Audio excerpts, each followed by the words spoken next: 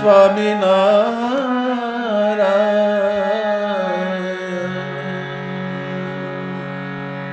સ્વામિનારાયણ સ્વામિનારાયણ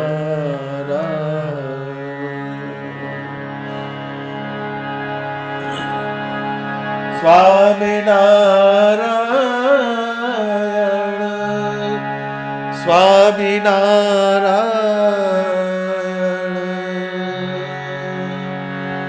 સ્વામિનારાયણ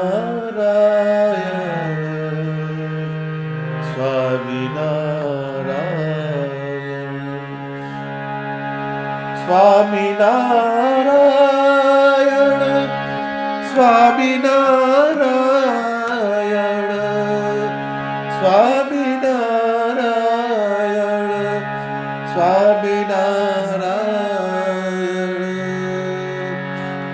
સ્વામિનારાયણ સ્વામિનારાયણ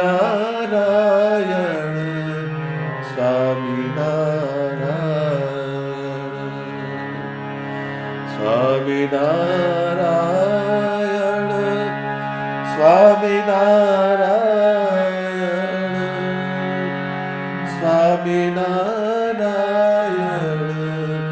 સ્વામિનારાયણ સ્વામિનારાયણ સ્વામિનારાયણ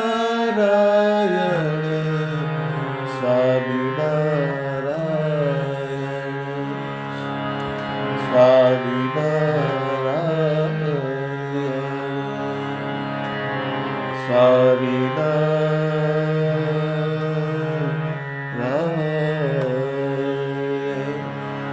સહજાનંદ સ્વામી મહારાજની જય. સૌ હરિભક્તોને મારા જય સ્વામિનારાયણ. વિવેક ચિંતામણી આસુરી જીવકો અંગ ભાગ 1 તારીખ 18/3/2024.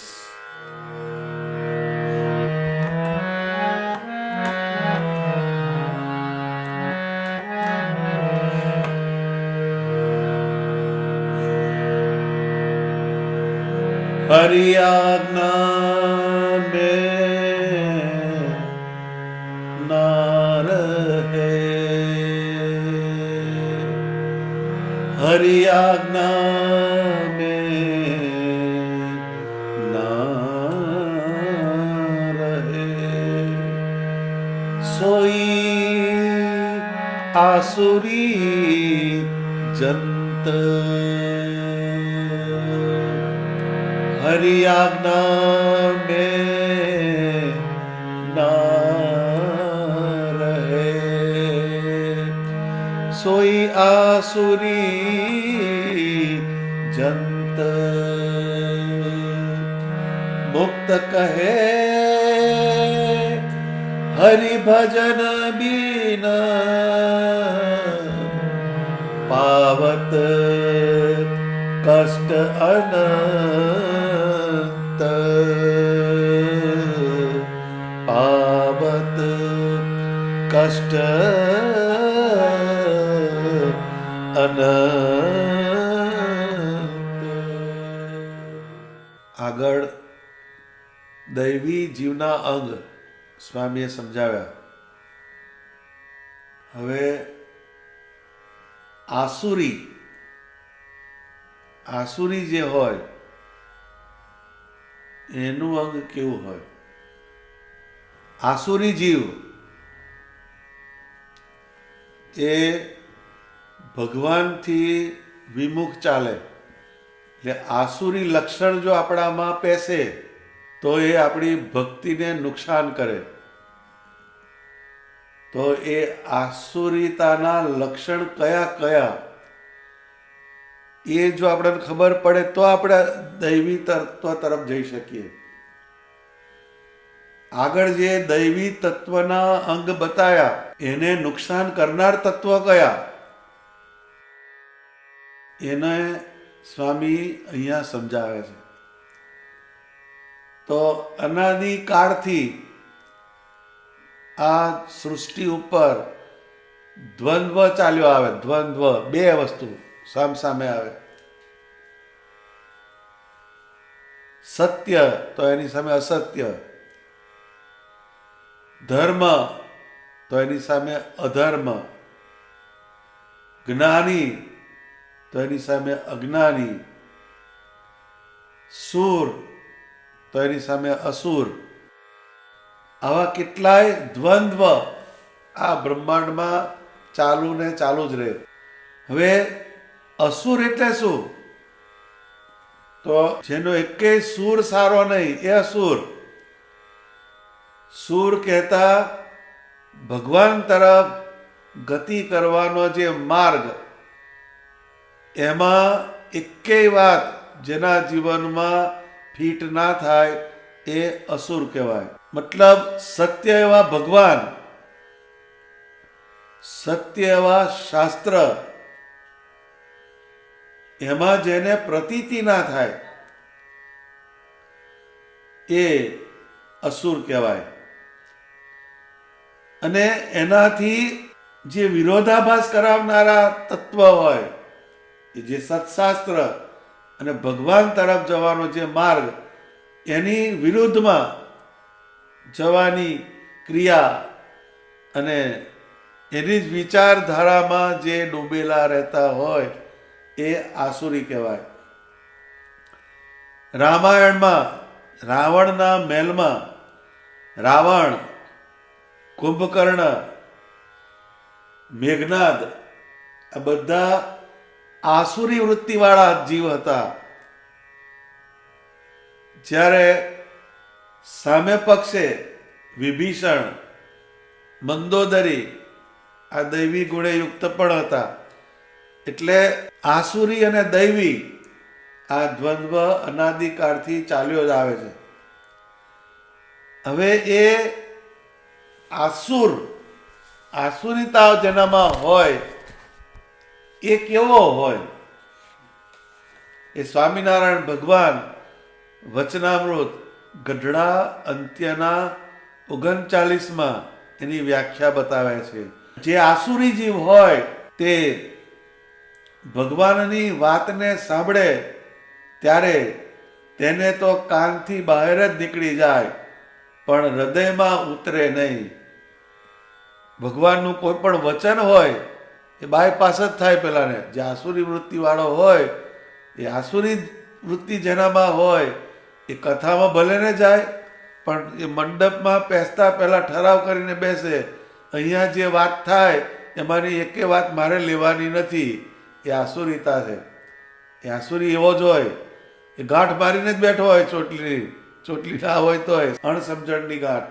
એટલે એ ભગવાનનું વચન હરિ આજ્ઞા મેં ના રહે સોઈ આસુરી સંત. ભગવાનનું જે વચન એના હૃદયમાં રહે નહીં. એનો દાખલો આલ્યો ભગવાને કે જેમ શ્વાન હોય ને તે ખીર ખાય, તે તેના પેટમાં રહે જ નહીં, વમન થઈ જાય. કૂતરો હોય એને ખીર ખવડાવે કોઈ, એનો કોઠો ખરાબ છે એટલે એના પેટમાં ટકે જ નહીં, એને ઉલટી થઈ જાય, એ હોકી આવે જ બહાર. ને ખીર જેવું કઈ ભોજન સરસ ના કહેવાય. જો ભગવાનનું વચન એનાથી શ્રેષ્ઠ વસ્તુ કશું જ ના કહેવાય, પણ જે આસુરી હોય એના અંતઃકરણમાં એ વચન એ રહેતું નથી. એ ખીર જેવું કોઈ ભોજન સરસ ન કહેવાય તો પણ તે શ્વાનના પેટમાં રહીને રગ રગમાં પ્રવર્તે નહીં. એના રગ એની અંદર પ્રવર્તવું જોઈએ, એ પ્રવર્તે નહીં વાત. ને તે ખીરને માણસ ખાય ત્યારે તેને પેટમાં રહે ને રગ રગમાં પ્રવર્તે ને બહુ સુખ થાય. માણસની જગ્યાએ દૈવી જીવ અને ઉતરાની જગ્યાએ આસુરી જીવ. જે માણસ જો ખીર ખાય તો એના રગે રગમાં પ્રવર્તી જાય અને એના ગુણ પ્રવર્તે. એમ દૈવી જીવ ભગવાનની વાતને સાંભળે તો એના જીવની અંદર પ્રકાશ થાય અને કલ્યાણના માર્ગે ચાલવા માંડે. શ્વાન જેવો જે આસુરી જીવ તેના હૃદયમાં તો આ વાત પેસે જ નહીં. એટલે આ ઉદાહરણ ભગવાને આપ્યું કૂતરાનું, એ શ્વાનનો દાખલો આપ્યો. એ કૂતરો જે છે એના કોઠામાં ખીર ટકતી નથી. એમ ભગવાનના વચન જે આસુરી જીવ હોય, આસુરી જંત એ જંત શબ્દ વાપર્યો. જંત એટલે જીવ. જે જીવ સ્વામિનારાયણ ભગવાનની આજ્ઞામાં ના રહે, પછી એણે તિલક ચાલ્લો કર્યો હોય, કંઠી બાંધી હોય, તો પણ શ્રીજી મહારાજના વચનનો લોપ કરે એટલે તે આસુરી કહેવાય. આપણે ગમે એટલા આપણી જાતને સત્સંગી સમજતા હોઈએ, પણ શિક્ષાપત્રી જ્યારે એનું કન્ફર્મેશન આપે તો જ આપણે સાચા સત્સંગી કહેવાઈએ. જેમ સ્ટુડન્ટ હોય, ભણતો હોય વિદ્યાર્થી, એનું મીટર કયું? એને જે માર્કશીટ આવે એનું મીટર, પરીક્ષા આપીને એ ભલે ગમે તે સમજતો હોય, પણ એ જે રિઝલ્ટ આવે અને જે એને સર્ટિફિકેટ આવે એનું પ્રમાણ કહેવાય. એમ શિક્ષાપત્રી જે છે એના વચન, એનું આપણે કેટલું અનુસંધાન રાખીએ છીએ એના ઉપરથી આપણે આસુરી છીએ કે દૈવી છીએ એની વાત તમને ખ્યાલ આવે. તો દિવસ દરમિયાન આપણે ક્યારે અને કયા ક્ષેત્રમાં આસુરી થયા એનો હિસાબ રાખવો પડે. આ બહુ એનાલિસિસની વાત છે, સેલ્ફ એનાલિસિસ. આપણે આખા દિવસ દરમિયાન આપણામાં આસુરી તત્વ ક્યારે ઘૂસ્યું એ આપણને ખબર પડવી જ જોઈએ. જેમ કોઈ માણસ ઘરમાં ધંધો કરતા હોય અને જે આવે બધું હોમાઈ જાય તો વિચાર તો કરે જ કે પૈસા જાય છે ક્યાં, એનો એક હિસાબ એને શોધે. એવી રીતના આપણામાં દિવસ દરમિયાન આસુરીતા ક્યાં પેઠી એનું કન્ફર્મેશન કરવાનું. એ કન્ફર્મેશન કયું? શિક્ષાપત્રી. એનો હિસાબ જ રાખવો પડે તો જ ભગવાન રાજી થાય એવા ભક્ત બની શકાય. ભક્ત થઈએ ખરા, પણ ભગવાન રાજી થાય એવા ભક્ત થવાનું. શિક્ષાપત્રીની કેટલીક આજ્ઞાઓ કે જેનો સહજ લોપ થઈ જતો હોય, સહેજે સહેજે આપણે એ આજ્ઞાનું ઉલ્લંઘન કરતા હોય, પરંતુ આપણને ખ્યાલ ના રહેતો હોય તો એને આપણે પાછા વળવું પડે ને એનું આપણે એનાલિસિસ કરવું પડે ને એનું આપણે અનુસંધાન કરીએ, એનું અધ્યયન કરીએ કે આ આજ્ઞા મારાથી કેમ ના પડી, આ આજ્ઞાનો લોપ કેમ થયો, મારા પર ભગવાન કુરાજી થશે. જો આ આજ્ઞાઓનું પાલન કરીએ તો આપણે શ્રીજી મહારાજના કૃપા પાત્ર બનીએ. અને જો એનો લોપ થાય તો આપણે આસુરી વૃત્તિ તરફ ઢળવાના છીએ. એ વાત ચોક્કસ છે. કેમ કે મહારાજે શિક્ષાપત્રી લખી કે આ જે અમે શિક્ષાપત્રી લખી એ પ્રમાણે જે વર્તે તે અમારા છે, બાકી જે આજ્ઞાનું ઉલ્લંઘન કરીને જે વર્તે છે તે અમારા નથી. એમ અમારા સંપ્રદાયના સત્સંગી માત્રએ જાણવું. તો આપણે એ આજ્ઞાની વાત જે છે તો શિક્ષાપત્રી એની જે આજ્ઞાઓ, એમાં કઈ કઈ આજ્ઞાઓ જેનું અનુસંધાન આપણે રાખવું જોઈએ, આસુરીતા તરફ લઈ જનારા તત્વો, એની અંદર કઈ આજ્ઞાનો લોપ એ છે એ આપણે આજે એનું એનાલિસિસ કરીએ.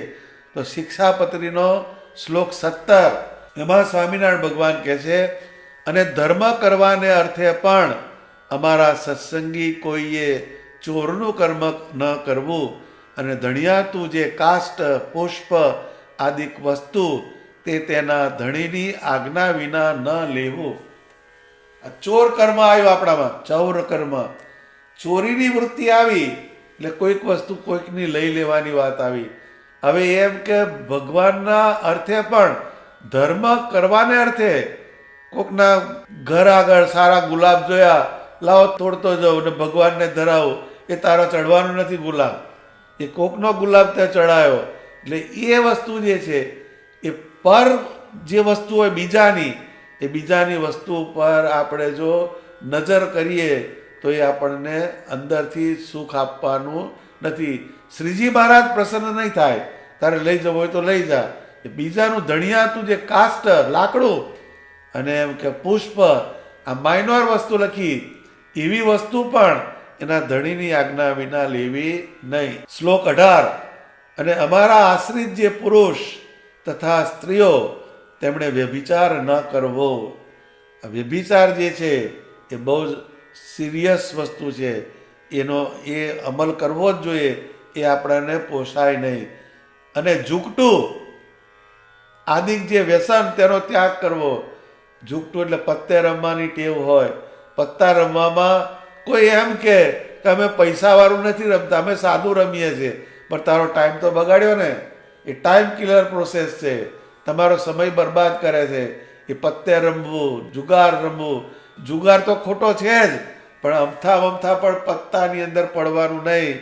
કેમ કે તમારો સમય ચોરી જાય, એ સમયની બરબાદી કરે, એ નુકસાન કરે. એટલો સમય આપણે માળા કરી હોય, વચનામૃત વાંચ્યું હોય તો એ આપણને આગળ લઈ જાય.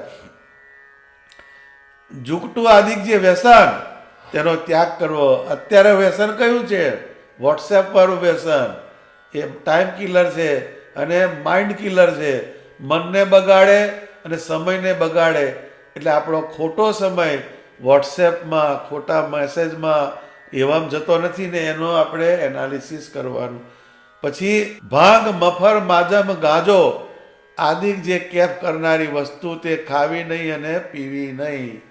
આજે જે વસ્તુ તમને વ્યસન કરાવે, એડિક્શન કરે, બંધન કરાવે, બંધાણી કરી દે, એવી કોઈ પણ વસ્તુ આપણે ખાઈએ નહીં. એનું અનુસંધાન રાખવાનું. જે મસાલા છે, ગુટકા છે, ઘણા કહે હું તો સાદી સોપારી ખાઉં છું, એ પણ ગમે ત્યારે કોઈ પણ વસ્તુ રિપીટેડલી રોજ જે ખવાતી થાય એ તમારા શરીરને નુકસાન કરવાની ને એકનું એક તત્વ તમારું રોજ જે દિવસમાં ઘણીવાર જાય, એ જે આપણા શરીરને જરૂર નથી એવી વસ્તુ અંદર જાય, એ તમારા સ્વાસ્થ્યને બગાડે. ને સ્વાસ્થ્ય બગડે ને ભગવાન ભજવા તરફ તમે જઈ શકવાના નથી. એ આજ્ઞા જે ખાવાની અને પીવાની, પીવામાં બીડી આવે, પીવામાં દારૂ આવે, પીવામાં સોફ્ટ ડ્રિંક્સ આવે. અત્યારે સોફ્ટ ડ્રિંક કહે છે પીવા માટે, એને બધી વ્યાખ્યા બદલી નાખી. આ બધી વસ્તુ જે સત્સંગી છે એના જીવનમાં પેસવી જોઈએ નહીં. શ્લોક 19. જેના હાથનું રાધેલ અન્ન તથા જેના પાત્રનું જળ તે ખપતું ન હોય, તેણે રાધેલ અન્ન તથા તેના પાત્રનું જળ તે શ્રી કૃષ્ણ ભગવાનની પ્રસાદી ચરણામૃતના મહાત્મ્ય કરીને પણ જગન્નાથપુરી વિના અન્ય સ્થાનકને વિશે ગ્રહણ ન કરવી. હવે જો આ સૂક્ષ્મ વાત લખી છે. જગન્નાથપુરી જે છે એમાં જે બધી વસ્તુ બને છે એ ઉકળતી બને છે, એ બોઇલ થતી હોય એવી વસ્તુ છે. એટલે ત્યાં આગળ પ્રસાદનો નિષેધ નથી કર્યો. પરંતુ આપણે જે જોવાની વાત કહી છે, હાથનું રાંધેલું અન્ન, પાત્રનું જળ. હવે કોઈ પણ માણસ જે અનાજ રાંધતો હોય એ ના ખપતું ક્યારે કહેવાય? કે જેનો આચરણ આપણને ખબર નથી. કોઈ ક્રિયા કરીને હાથ ના ધોતો હોય, નાકમાં આંગળી કરીને ભજીયા કાઢતો હોય, આ બધી બહુ વસ્તુ છે. એ બધા વોટ્સએપ પર આ બધા જોવે છે, પણ એનો અમલ કરવાનો નહીં. વોટ્સએપનો દુરુપયોગ થાય બધાનો. પણ એ જે હાથનું રાંધેલું અન્ન અને પાણીપુરી, એ પાણીપુરીના તમે ઇતિહાસ જુઓ તો કેવી જગ્યાથી પાણી આવે છે, કઈ જગ્યાથી પૂરી બને છે. જો એના રૂટમાં જાઓ તો તમે અધધ થઈ જાય આપણને. પરંતુ એ આપણને ચટકો એવો હોય એ તમને લઈ જાય. એટલે જ્યારે પાણીપુરીની લારી જુઓ ત્યારે શ્રીજી મહારાજની 19મો શ્લોક યાદ રાખવાનો. એ આપણને ખપે નહીં. એ તમને બહુ ચટકા હોય તો ઘેર બનાવવાની પાણીપુરી, ઘેર મસાલો બનાવવાનો અને ઘેર ખાવાનું, ભગવાનને ધરાવવાનું, અને એ આપણે જમીએ તો એ આખી વસ્તુ નિર્ગુણ બને. પણ એ જે મલિન જેની વિચારધારા છે, મલિન જેનો આચાર છે, એવો વ્યક્તિ કંઈક પણ બનાવે અને આપણે ખાઈએ તો આપણા વિચારને બગાડે. એ આસુરિતા તરફ લઈ જનાર છે. એ ભીષ્મ પિતાની વાત લખી કે ભીષ્મ બાણસૈયા પર સૂતા ત્યારે એને બધી વાત કીધી તો પાંચાલીએ કીધું કે આટલું બધું પહેલાં કેમ ના આવ્યું પિતામાં, મારા કપડાં ખેંચ્યા ત્યારે? તો કે દુર્યોધનનું અનાજ મારા કોઠામાં હતું, અત્યારે મારા શરીરનું લોહી બધું નીકળી ગયું છે, આઈ એમ પ્યોર. આ ભીષ્મ પિતા જેવા માણસ એને જો હલાઈ જતું હોય તો આપણા કોઈ ક્લાસ નહીં. એટલે આ આજ્ઞાનું ચુસ્તપણે પાલન કરવાનું, તો જ આપણામાં ભગવાનને ભજવાના સંસ્કાર ટકી રહેશે. બાકી એ બધું જય સ્વામિનારાયણ. એ શ્લોક 19. હવે આવે છે શ્લોક 31. શિક્ષાપત્રી વાંચીએ બધાય, પણ અને આ રીતે વાંચવાની કે આપણા જીવનની અંદર શિક્ષાપત્રી ક્યાં કામ લાગે છે અને શિક્ષાપત્રીનો લોભ કરીએ એ ક્યાં તમને ભગવાનથી વિખૂટા કરે છે. તો જે ઔષધ દારૂ તથા માંસ તેણે યુક્ત હોય તે ઔષધ ક્યારેય ન ખાવું, અને વળી જે વૈદ્યના આચરણને જાણતા ન હોઈએ તે વૈદ્યે આપ્યું જે ઔષધ તે પણ ક્યારેય ન ખાવું. એટલે દવા એમાં દારૂ હોય એટલે આલ્કોહોલ. એ ઘણા નાના છોકરાને શરદી થતી હોય તો પેલું છોકરું રડ્યા કરે તો એવું અંદર આલ્કોહોલવાળું લિક્વિડ હોય દવા એ આપેલું હોઈ જાય, એટલે એ આલ્કોહોલવાળી દવા એ આપણને પોસાય નહીં. અને જેનામાં માંસ હોય એ બધી જે દવા પ્રાણીની ચરબી એ વપરાતી હોય, કોડ લીવર ઓઇલ કે છે, માછલીનું તેલ, આ બધી એવી વસ્તુઓ છે કે તમને લોકો એમ કે આનાથી તમારા શરીર બહુ સરસ રહે, આમ રહે તેમ રહે. એ બધું ભલે રહેતું પણ મારે કામનું નથી. કેમ કે મારા ઈષ્ટદેવની એ આજ્ઞા નથી કે જેમાં દારૂ અને માંસ એવું તત્વ હોય એવી દવા પણ લેવી નહીં.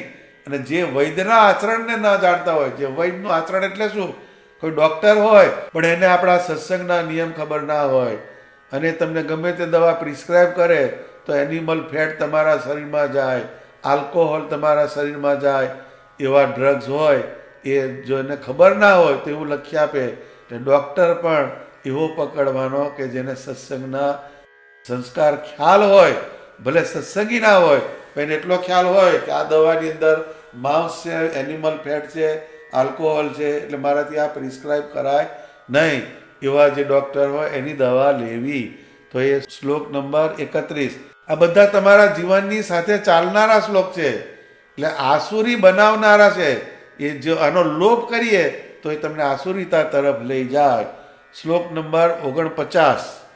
એમાં સ્વામિનારાયણ ભગવાન એક વાત સમજાવે છે કે અને અમારા સત્સંગી તેમણે નિત્ય સૂર્ય ઉગ્યાથી પ્રથમ જ જાગવું અને શ્રી કૃષ્ણ ભગવાનનું સ્મરણ કરીને પછી શૌચ વિધિ કરવા જવું. સૂર્ય ઉગ્યા પહેલા જાગવું. સૂર્ય ઉગ્યા પહેલા બધા જાગે છે, ઘણા જાગે છે. એમાં બે પ્રકાર છે. એક પ્રકાર એવો છે કે આપણે ભગવાનની આજ્ઞા છે એટલે આપણે સૂર્યોદય પહેલાં ઉઠવું જોઈએ, એ બહુ સારી વાત કહેવાય. બીજો પ્રકાર એવો છે કે મારે 6 વાગે જોબ પર જવાનું છે, 6 વાગ્યાની મારી નોકરી છે કે 6 વાગે મારી એપોઇન્ટમેન્ટ છે, એટલે વહેલો ઉઠીને પૂજા પરવારી અને ઉપડી જાય. અને રવિવાર આવે તો શિક્ષાપત્રી બદલાઈ જાય. એ રવિવારે પાછો ઉઠે 9 વાગે ઉઠે કે હવે એક દિવસ રેસ્ટનો મળે છે, એના માટે આપણે આ એક માનસિકતા એ તમારામાં આસુરીતા લાવનારી છે. એટલે સ્વામિનારાયણ ભગવાને જે આજ્ઞા કરી એને ધંધા માટે પાડીએ એ તમારી આજ્ઞાનું પાલન ના કહેવાય, એ આસુરીતાના જ લક્ષણ કહેવાય. કેમ કે રવિવારની શિક્ષાપત્રી આપણી બદલાઈ જાય, ઉઠવાની શિક્ષાપત્રી બદલાઈ જાય આપણી રવિવારની, એટલે વેકેશનમાં બદલાઈ જાય. છોકરા ભણતા હોય તો 5 વાગ્યાનું ઉઠીને ચાલવા માંડે પોટલું લઈને, પણ જ્યારે વેકેશન પડે તો એની મમ્મી ઉઠાડ કરે તો પણ ઉઠે નહીં. કેમ કે અંદર પેલા આસુરી લક્ષણ પેઠેલા. આ બાળપણથી યાદ રાખવાનું. અને જે પેરેન્ટ્સ હોય એને પણ આ વસ્તુનું અનુસંધાન રખાવાનું. કેમ કે તમારા છોકરામાં આસુરીતા પેસે નહીં. અને જાગવાનું પ્રથમ ભગવાનનું સ્મરણ કરીને પછી શૌચ વિધિ કરવા જવાનું. સિદ્ધાર્થ દોટ મેલ્યા જેવો પથારીમાંથી ઉઠ્યો હોય તરત જ ઉપડે, પણ એ વાતનું અહીંયા આગળ ધ્યાન રાખવાનું કયું, પહેલાં ઉઠીને ભગવાન સ્વામિનારાયણનું સ્મરણ કરવાનું. બહુ શ્રદ્ધા હોય તો ધ્યાન ધર ધર્મના પુત્રનું જે થકી સર્વ સંતાપ નાશે. એ બોલીએ નહીં તો એ ક્રિયા કરવાની કે આપણે થોડીક વાર ભગવાનની માનસી કરી અને પછી ક્રિયા કરવા જવાનું. શ્લોક 50. અને પછી એક સ્થાનકને વિશે બેસીને દાંતણ કરવું અને પછી પવિત્ર જળે કરીને સ્નાન કરીને પછી ધોયેલું વસ્ત્ર એક પહેરવું અને એક ઓઢવું. હવે એક સ્થાનકને વિશે બેસીને દાંતણ કરવું. દાંતણ કરવાની જે પ્રોસેસ, એમાં બધું જય સ્વામિનારાયણ. કોઈક પેપર વાંચતા વાંચતા દાંતણ કરે, કોઈક કંઈ ટીવીમાં આવતું હોય જોતો જોતો દાંતણ કરે, કોઈક ફરતો ફરતો દાંતણ કરે. આ દાંતણ કરવાની એટલે બ્રશ. પણ એ આખી પ્રોસેસ જે છે એ સત્સંગીની પ્રોસેસ નથી. એક સ્થાનકને વિશે બેસીને શબ્દ વાપર્યો, હવે એ ગયું, બેસીને થઈ ગયા બધે. એટલે બેસવાની પ્રોસેસ ગઈ. એ દંત ધાવન એ ક્રિયા છે. એ ક્રિયા કેમ કરવાની બેઠા બેઠા? કે જ્યારે તમે દાંતણ કરતા હોય તો એ વખતે સ્વામિનારાયણ ભગવાન, ગંગાજળીયો કૂવો છે ગઢડાની અંદર, એમાં મુકુંદ બ્રહ્મચારી છે, દાદા ખાચર છે, બધા હરિભગત છે, અને મહારાજ ત્યાં આગળ દાંતણ કરે છે. અને આગળ મુકુંદ બ્રહ્મચારી પાણીની જારી લઈને ઊભા છે. આવી એક માનસી પૂજા એ કરવાની આ વિધિ છે. આ ઊભા ઊભા દાંતણ કરવાની વાત જે છે એમાં આ વસ્તુ જતી રહે. એ જે તમે દાંતણ કરો બેઠા બેઠા, એ તમારી ક્રિયાનો યોગ સ્વામિનારાયણ ભગવાનની મૂર્તિ સાથે થાય. એને ક્રિયા યોગ કહેવામાં આવે છે. તો આ એક વાત સૂક્ષ્મ વાત છે, નાની વાત છે. દાંતણ કરવું એમાં કોઈ બહુ મોટી વાત નથી, પણ એ ભગવાનની આજ્ઞા પ્રમાણેનું દાંતણ. નીચે બેસી અને આપણે જો દાંતણ કરીએ તો એ સ્વામિનારાયણ ભગવાનની આપણે આજ્ઞા પાડી અને આજ્ઞાનું પાલન કર્યું એટલે તમારા ઉપર ભગવાનની પ્રસન્નતા થવાની. અને એ તમને દૈવી તત્વ તરફ લઈ જનારું એ કાર્ય છે. એ આજ્ઞા પાલન એ બહુ અગત્યની વાત છે. પછી પવિત્ર જળે કરીને સ્નાન કરવાનું. પવિત્ર જળ એટલે શું? તો કે ગળણું બાંધવાનું.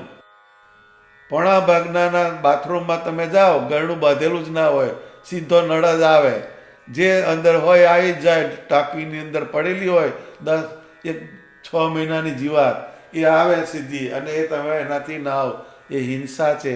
પરંતુ આપણે ગાળવાનું, ગળણું રાખવાનું નળે. પવિત્ર જળ શબ્દ વાપર્યો. હવે એ પવિત્ર જળને પવિત્ર કેવી રીતે કરો? એ તમારી ટાંકીમાંથી જે આવ્યું એ પવિત્ર કેમનું થવાનું? પણ એને પવિત્ર કરવું હોય તો સ્નાન કરતી વખતે આપણે ઘેલા સંભાળવાની, ઘેલા નદી, પછી ભગવાન જે નદીમાં નાહ્યા હોય નદીને સંભાળવી, ગોમતી સરોવર સંભાળવાનું, કાંકરિયાનું સરોવર સંભાળવાનું અમદાવાદનું. ભગવાને જ્યાં જ્યાં સ્નાન કર્યા હોય એ જે સ્નાન તમને ખબર હોય એની સ્મૃતિ કરવાની. અને એવું જે ભગવાનની પ્રસાદીએ યુક્ત એનું જે જળ, એનાથી હું સ્નાન કરું છું. બહુ આગળ જવું હોય તો ઘેલા નદીમાં સ્નાન કર્યું હોય એ પથ્થર એને બોળવાનો પાણીની અંદર, ડોલની અંદર, અને પછી તમે એનાથી સ્નાન કરો. રોજે ના કરાય તો અમુક દિવસે આવી રીતે સ્નાન કરો તો એ સ્નાન કરવાની ક્રિયાનો યોગ ભગવાનની મૂર્તિ તરફ તમને લઈ જનારો બને. આ બધા જે શ્લોક છે, આવી રીતે આપણે શ્લોક વાંચ્યા નથી કે આ શ્લોકનું આપણે પાલન નથી કરતા તો શું થાય, અને પાલન કરીએ તો શું થાય, એ આપણે આવી રીતે સમજીએ તો જ આપણને ખ્યાલ આવે. જડે કરીને સ્નાન કરીને પછી ધોયેલું વસ્ત્ર એક પહેરવું અને એક ઓઢવું. હવે અહીંયા પણ ઘણાનો બહુ લોપ થતો હોય. આ આજ્ઞાની અંદર પણ ઘણા બાથરૂમમાંથી નીકળે, રૂમાલ વીટેલો હોય અને સીધો જ ભગવાનની મૂર્તિ આગળ જઈને ઊભો રહી જાય. કેમ? કે એને પાછું જવાનું છે, વહેલું પહોંચવાનું છે, એટલે પાછો એનો ડ્રેસ જુદો હોય, પેન્ટ પહેરવાનું હોય, શર્ટ પહેરવાનું. હવે લહેંગો પહેરવા જાય, પેલું પહેરવા જાય તો પાછો કે ટાઈમ જાય, એટલે સીધો રૂમાલ વીટેલો જ આગળ ઊભા રહી જાય. આ સિચ્યુએશન જે છે, તમારા ઘરમાં તમારા સસરા આવ્યા હોય તો રૂમાલ વીટીને ઊભા રહો? કોઈ દાડો ના ઊભા રહે કોઈ. કેમ? કે સસરાની મર્યાદા રાખવી પડે. તો સ્વામિનારાયણ ભગવાનનું કશું જ નહીં. સ્વામિનારાયણ ભગવાન આ મૂર્તિમાં પ્રત્યક્ષ છે, એનો ભાવ આપણે સદાને માટે રાખવો પડે. એ જો ના થાય તો તમારી બધી ક્રિયા કરી પણ એ નિર્બીજ થઈ. એટલે એક વસ્ત્ર પહેરવું અને ધોયેલું શબ્દ વાપર્યો એ પૂજા કરવાની છે આપણે. એટલે પવિત્રપણે, જેમ સ્નાન કર્યું પવિત્રપણે, પછી પવિત્રપણે એક ધોયેલું વસ્ત્ર પહેરવાનું અને એક ઓઢવાનું શબ્દ વાપર્યો છે. ઓઢવાનું આવ્યું એટલે શું આવ્યું? બંડી પહેરીએ ના ચાલે, એ ઓઢ્યું ના કહેવાય. જે દૈવી હોય, જેને ભગવાનનું વચન પાડવું હોય, એ ધોતી પહેરે અને ઉપર ખેસ ઓઢે. અરે ભાઈ આપણે તો ના ફાવે, તો આપણે મોડર્ન માણસ કહેવાય. એટલે પણ સ્વામિનારાયણ ભગવાને કીધું છે આ. એટલે એક વસ્ત્ર પહેરવું અને એક ઓઢવું શબ્દ છે. ઓઢવું એટલે ઉપવસ્ત્ર કહેવાય. ઘણા ધોયેલી બંડી પહેરી બેસી જાય એ કોમ્પ્રોમાઇઝ છે, એ ઓઢ્યું ના કહેવાય, એ પહેર્યું કહેવાય. એટલે એક પવિત્ર વસ્ત્ર પહેરવાનું અને ઓઢવાનું, જેને ભગવાનને 100% રાજી કરવા છે, એના માટેની આ વાત છે. તો આ શ્લોક એને બરાબર અનુસંધાન રાખવાનું. અત્યાર સુધીના મેં જે શ્લોક કીધા, આ તો લિસ્ટ લાંબુ છે, હજુ કાલ ચાલશે, પણ કહેવાનો અર્થ શું છે? આ વસ્તુ જો આપણા જીવનમાંથી જતી રહે તો આપણામાં દૈવી તત્વનો આવિર્ભાવ થવાનો નથી. એ કેમ કે છે? હરિ આજ્ઞા અમે ના રહે સોઈ આસુરી જંત. ભગવાનની આજ્ઞામાં જે રહે નહીં એનામાં આસુરી તત્વ પેસી જાય અને પેસી જાય. આ વસ્તુનું કાયમ અનુસંધાન રાખવાનું. કેમ કે જો આ વસ્તુ ભૂલાઈ જાય તો આપણા જીવનની અંદર ભગવાનની પ્રસન્નતાની જે વાત છે એ જતી રહે. ભજન થશે પણ ભગવાન પ્રસન્ન થાય એવું ભજન આપણાથી થશે નહીં. આ શિક્ષાપત્રીના જે વચન એને આપણે કાયમ અનુસંધાન રાખવાનું. હજુ બીજા 6-7 શ્લોક બાકી છે, પણ એને ડિટેલમાં જવું છે આપણે. કેમ કે આપણે આસુરી થવું નથી, આપણે દૈવી થવું છે. એ મુક્તાનંદ સ્વામીના શબ્દ છે કે ભગવાનની આજ્ઞામાં જે ના રહે એ જીવ આસુરી છે. એ આસુરી ભગત આપણે થવું નથી, આપણે દૈવી ભક્ત થવું છે. એના માટેની આ વાત છે. એ મુક્તાનંદ સ્વામી એ જે અહીંયા આસુરી જીવકો અંગ, એ અંગ જે બતાવે છે એનું કારણ કયું છે કે આટલા તત્વો હોય તો એ તમને આસુરીતા તરફ લઈ જાય, ને આટલા તત્વો છે એ જો તમારા જીવનમાં આવે તો એ દૈવી તત્વ તરફ આપણને લઈ જાય. એટલે આ વસ્તુનું આપણે અનુસંધાન રાખવાનું. સહજાનંદ સ્વામી મહારાજની જય.